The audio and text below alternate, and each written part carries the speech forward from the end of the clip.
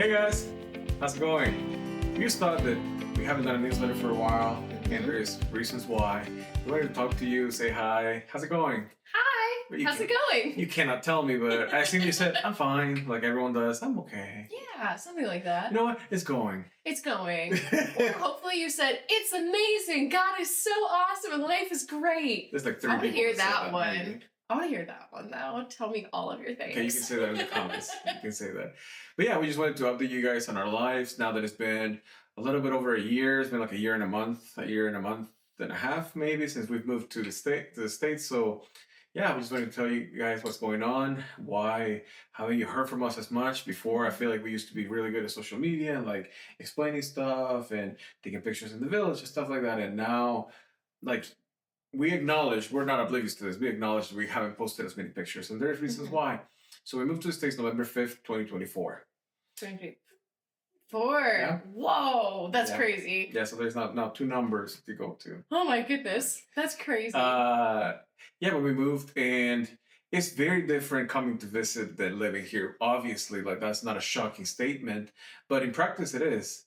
And we got here quick, like just reminder for you guys, like this was a year and a half in the make, like since probably the end of 2022 when God spoke to us about moving here. We had to prepare our families, prepare the moms, prepare Josefina, prepare my family, prepare, and which meant also helping them move closer to my grandparents. Us getting rid of all of our stuff that, not all of it, but like most of our stuff. I would say 80% of our stuff we got rid of. Either we sold it or we gave it away. Mostly gave it away, or sold it for super cheap. But yeah, so we could be here. And that's a hard process because I feel like most times you hear about it on the other side, like someone's moving from, I don't know, from Arkansas to go to Costa Rica, and you hear about it and you're like, man, you're selling your stuff, but you don't think about it to come to the States. And the States is a real mission field. So that there was that transition. So I will say the first 6 months, it's a lot of waves. It's a lot of ups and downs in your mental health. I think we've both have gone through not one but several depressive episodes. Like we've taken turns, just because you miss your family, you miss the life that you had, you miss the routine that you had. You miss your routine. You don't know your places anymore. Like in the village or in Guatemala, like we knew how to do ministry. We knew like if God said star ministry and this the other side of the country and it's medical, which we've done medical, but that's never been the focus of our ministry. I will know how to start. I will for sure know how to start. Or if it was even in a Latino country, I will kind of know. But here's like, just go. In this very unconventional ministry, figure it out. Yeah. And there's so many like practical things to learn along the way too, of like, how do you get car insurance? How do you get health insurance? Like all of those things that like I haven't had to do in 10 years and like really didn't have to do before I left. You never had to do. There's so much like learning and growing and like so many growing pains in the process. Yeah. So while all that is happening, it's not in the front of our mind to be like, we should post about this. This is awesome. You want to see how much of a bummer I feel like? Because I will tell you. And I know that most of you guys are amazing. You guys say, hey, let us know. We want to know. But from our side, it's like, I don't want to share that. It's this, and this is wrong, but we all go through this. We want to share about the victories. We don't want to share that life might be a bummer right now. Life maybe sucks a little bit right now. But those are necessary pains. And we always knew that if we feel like this, we never questioned if moving here was a mistake, but we always were like, man, I don't feel like I'm equipped enough. Yeah. Am I good enough? Do I have something to say? And God always answered that with, yes, just open your mouth. Yeah. So that's been really cool. So I'll say first 6 to 8 months, it was just like so we're here. To be completely honest with you, I don't know that we'll ever feel like we're at home anywhere because we've lived our lives in transition, and we've always lived our lives with like open hands. Being like, I'm here today, but I don't know where I'm going tomorrow. Well, and I think the interesting thing behind that too is like, this is what missionaries experience all the time when they move to a new country. So whether you're moving to Guatemala, whether you're moving to Uganda, or whether you're moving to the United States, usually your first year there is very much so settling. It's learning the culture. It's learning how to do things. It's figuring out how to do the day in, day out things. It's the struggle of my heart is here, but like my home is there. And like, how do I figure that out? Like, what do I do with that? And I feel like it's such a a cool spot that like you've gotten to walk through of like now understanding for like missionaries like what they go through and like me understanding what missionaries returning to their home country looks like, but like it's a process. It does not happen overnight and it Yeah. takes time. And I think that's a mistake that a lot of missionaries make when they first get on the field is like, I have to jump right in. I have to do all these things. And it's like, right. But you also have to learn to like integrate into that culture. You have to learn to like settle into the new. Otherwise, it becomes really overwhelming really quickly. And I would say honestly, and that's this is just the like that's the kind of long intro to why you haven't seen a lot of us, but it's really challenging to do ministry in the States. Arguably more challenging than in most places, unless it's like the 1040 window and places that have not been evangelized. But like if you're doing ministry in Guatemala, Mexico, Argentina, anywhere where the gospel is at least a little bit known, it's way easier than here. Because I feel like the States has this thing of we all know what we're doing. So church is more a mechanic and it's more corporate and it's more transactional. It's not really what we know the gospel to be. But I'll say it like that. I'm being very diplomatic. Just read between the lines. You know me. If you're watching this video, you know me enough. So yeah, it's been different. It's been challenging. Like transitioning more to what we've been doing. It's been a lot of like, okay, as we're doing this, and as we are preparing curriculum or classes or lessons or the website, which takes forever to make. The website is not just pick a template and do it. Like if you've ever done a website, you know, like if you like it and if you want to put love into it, and we want to do everything with excellence, and excellence takes time. But as you're doing it, as we've been doing it, I feel like we're in the ministry forever. We'll be in the ministry of interrupting. Yeah. We meet someone at a coffee shop and they're reading the Bible. Come to find out, they were missionaries, or they are missionaries, or they're considering being missionaries. And it's been talking to them, and I can spot a pastor from a mile away because they always look like a pastor. Even if they want to be cool and wear ripped jeans and have tattoos, they always look like a pastor. They do. They have the vibe. They have the vibe. And talking to them, it's been super interesting. Like I totally thought, and you correct me if I'm wrong in this, that it was gonna be missionaries. We're not gonna really be super game for someone to take care of them, because I've experienced, at least this was my experience. It's your baby. You don't want people to touch it. It's what God gave you. You want to be very careful with it. So don't tell me that I need help. And on the church side, it was going to be, we didn't know this was a need. Yeah. Let's do it. That was my assumption of how things were going to go. And how did it go? It was the complete opposite. There you go.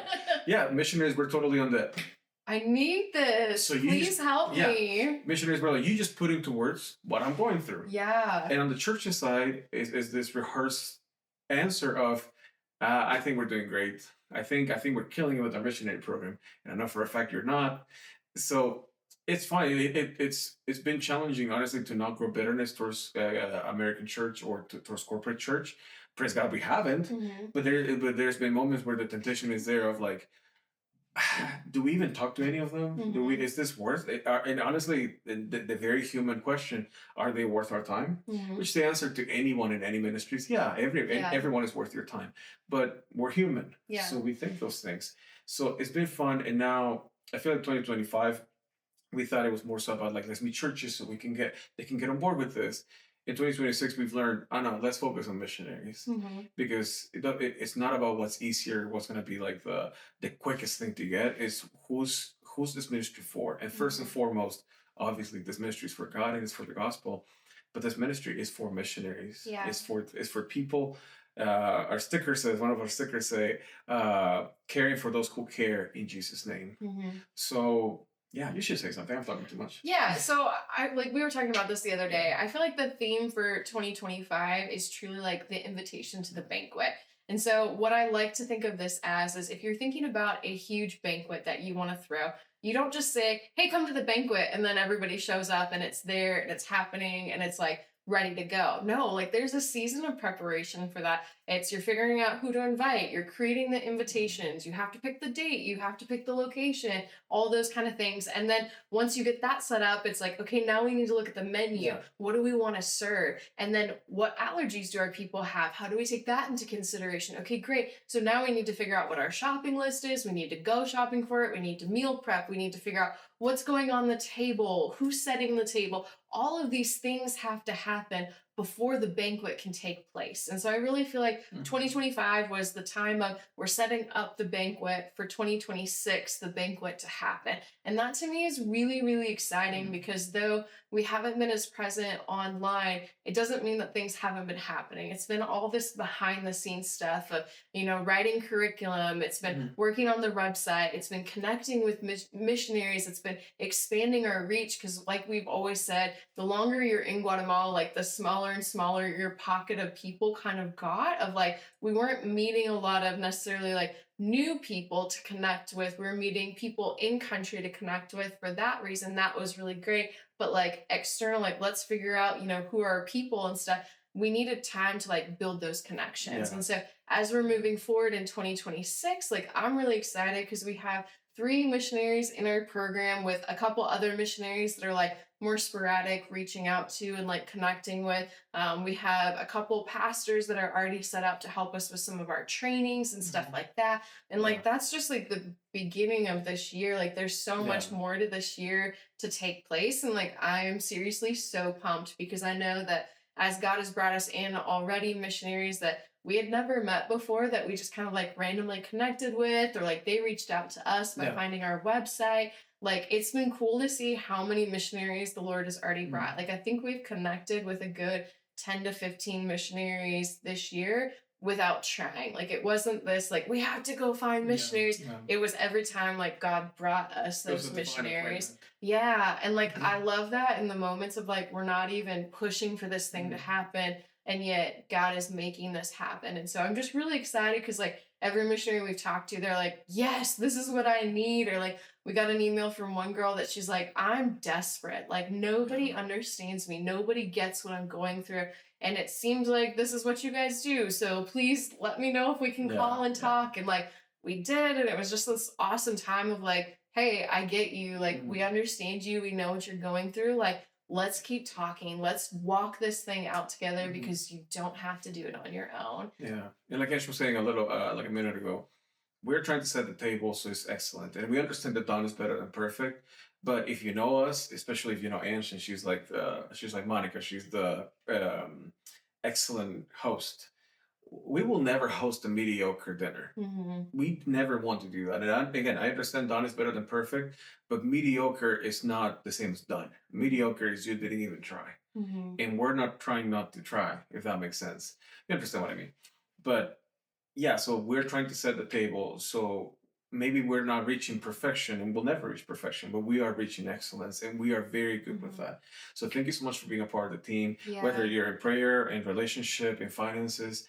We're so thankful because it's not been like just like, oh yeah, we're here and we're killing it. Like we've lost about a fourth of our financial support, which again, being in Guatemala, every dollar multiplies by basically eight. Mm-hmm. But here, every single expense that we had in Guatemala is divided by eight. Mm-hmm. So yeah, we've lost a fourth of our support because donors either couldn't donate anymore, or maybe they didn't like our transition, or they want to donate more so to third world countries, what they deem that, or to financial poverty, whatever it is, which is fine, is their right, is the money that God has given them. Mm-hmm. So if you don't donate, if you donate to us, I would love to encourage you to pray about it, to talk to us. Let's set up a phone call. You have questions. If you have questions, even if you're not Yeah. a donor and you're not planning to be a financial donor, we love questions. We love answering Mm-hmm. questions. There is really not a stupid one.